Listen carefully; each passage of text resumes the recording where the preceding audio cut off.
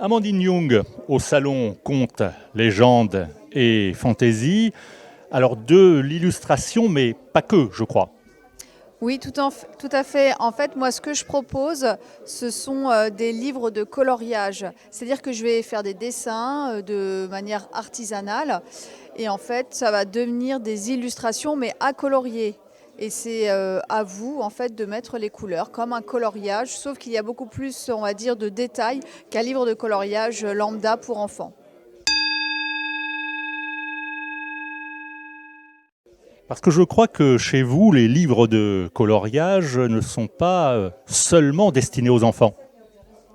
Alors, à l'origine, j'ai fait ces livres de coloriage pour les adultes. Mais je me suis rendu compte quand j'ai commencé à faire du face-à-face que mes livres plaisaient autant aux adultes qu'aux enfants.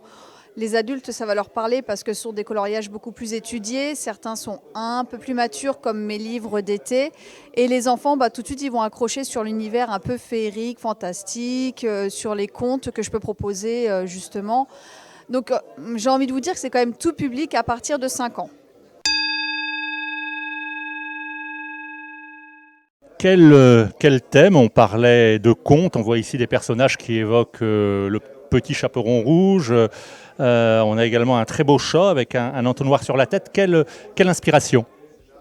Alors pour les livres d'hiver, moi je me renseigne sur un conte célèbre et après je le refais à ma façon. C'est-à-dire que je vais le revisiter, je vais rajouter des personnages tout en suivant toujours la trame principale, mais je vais vraiment imaginer les personnages, leur caractère.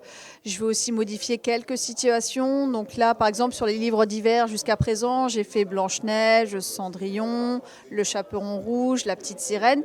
Par contre, l'été, on est sur quelque chose d'un petit peu plus simple parce que je ne vais pas travailler sur tout un univers, je vais travailler sur une thématique. J'ai sorti jusqu'à présent 2 livres d'été et j'ai mon 3e qui est en cours. Les 2 premiers, c'était les pin-up, parce que je suis passionnée donc des pin-up et des années 50.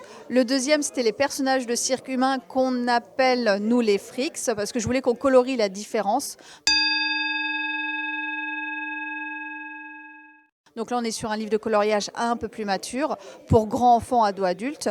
Et là, le prochain qui arrive, c'est le tarot de Marseille, parce que j'aime beaucoup en fait l'ambiance que ça dégage. Donc voilà, on est sur les contes en hiver, et puis l'été, on est plutôt sur un sujet qui me passionne. Amandine Young et ses livres de coloriage pour enfants et pour adultes au salon Contes, légendes et fantaisie.